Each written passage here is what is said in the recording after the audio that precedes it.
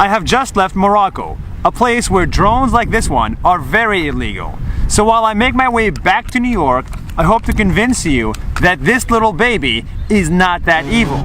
Behind me is an ice castle in Portugal, but it looks nicer from here.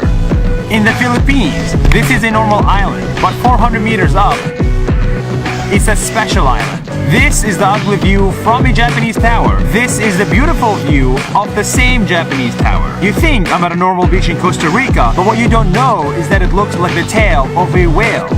If God was a sheep herder, that's how he would work. There are a lot of Syrian refugees, but when I show you their life vests from above, you know there are a lot of Syrian refugees. A fancy resort next to Islam, that's income inequality. And that's where a nuclear bomb exploded, above ground in Hiroshima. The world is more meaningful from above, but in the name of safety and privacy, let's not kill creativity. That's 1 minute. See you tomorrow.